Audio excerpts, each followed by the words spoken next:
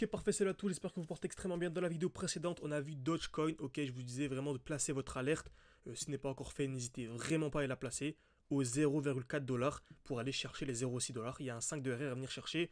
Je ne dirais pas de manière assez simple, mais de manière assez sécurisée. Encore une fois, je vous conseille de placer votre alerte à 0,4$ tout simplement.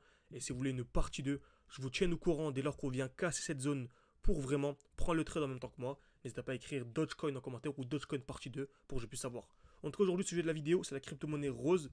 Rose USD, donc oui, Rose USDT, c'est bien ça.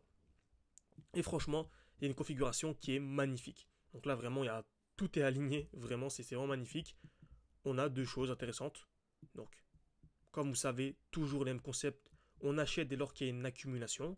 Donc, création de liquidité. Ok. Donc, le marché vient toujours faire ça. Avant chaque hausse, le marché fait ça. On a toujours une création de liquidité.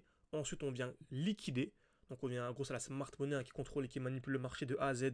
Elle vient récupérer des liquidités pour ensuite avoir un mouvement haussier ensuite. Ok. Donc, on vient créer de la liquidité, venir récupérer pour ensuite avoir un mouvement haussier. Et plus il y a de la liquidité, mieux c'est. Donc, si on vient recréer de la liquidité ici, bah, c'est encore mieux. Donc on vient liquider puis repartir. Et là on est venu liquider ça et on est venu liquider cette zone. Donc en fait ça fait deux zones liquidées. Ok. Donc en fait on remarque pour n'importe quelle crypto-monnaie. Hein, si je prends Tao, c'est exactement ce qu'on a eu. Donc on a eu ici en bleu une touche, deux touches au même niveau. On est venu liquider vers le bas. Et là on reprend vers le haut. Et dès qu'on viendra casser les 587 à peu près, ça sera le vrai signal aussi et le COS qui sera validé. Ok. On va prendre une autre. Au hasard, je vais prendre Bitcoin, BTC USDT par exemple. On a la même chose, ok.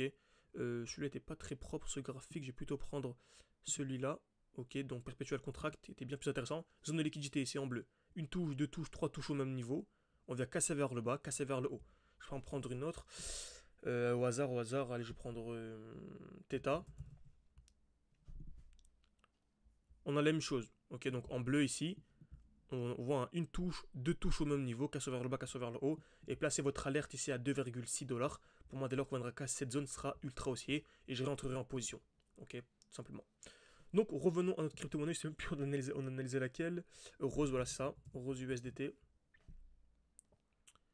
Très bien, Oasis Network. Et on a ici en fait deux zones de liquidité. On a la première ici, en bleu, une touche, deux touches, trois touches au même niveau, on est venu casser vers le bas, très bien. Et on est venu ici créer une deuxième en plus petit time frame.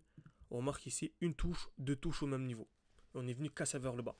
Donc pour ceux qui ont une bonne aversion au risque, qui s'en foutent un peu, qu'on soit un peu baissier, tant qu'ils savent que sur du long terme ils sont haussiers, donc ça ne les dérange pas d'être en baisse ou d'être entre guillemets en perte, ou le marché, leur portefeuille bouge pas trop pendant plusieurs semaines, je vous conseille, en tout cas c'est ce que je conseillerais à un ami, hein, pas de conseil d'investissement, c'est ce que moi je fais personnellement, de placer une alerte au 0,77$. Ok, pour moi dès lors qu'on viendra casser ça, ce sera une très belle zone pour prendre un trade, entrer directement ici. Ok, par contre, pour les plus sceptiques ou vraiment pour les débutants qui veulent vraiment entrer lorsque tout est safe entre guillemets, attendez ici la cassure des 0,9, c'est beaucoup mieux. Ok, dans tous les cas, ce qu'on attend c'est vraiment une accumulation qui soit validée. En plus de ça, on revient où? Dans un bloc baissier. Donc on revient dans le dernier mouvement baissier avant l'explosion. Celui-ci. Hein. Donc c'est vraiment le dernier mouvement baissier avant l'explosion. Comme vous savez, lorsqu'on achète dans un bloc baissier, on augmente les probabilités de 5 ou de 6. Ok, x5 x 6. Donc là c'est propre. Création de liquidité, on revient dans cette zone. Donc de manière générale, si vous êtes vraiment plus sur du long terme, et c'est clairement mon cas, à horizon 3 à 6 mois pour aller chercher du x10 minimum, tant qu'on est dans cette zone, je vous assure que c'est vraiment incroyable. Très très grosse zone d'achat. Ok, donc sous les 0,072 on va dire. Ok. Par contre, ceux qui veulent vraiment prendre du trade un peu plus court terme, on va dire un peu plus agressif, bah attendez soit la cassure ici des 0,07 pour ceux qui ont une bonne aversion au risque, sinon pour ceux qui sont un peu plus débutants, attendez la cassure des 0,9.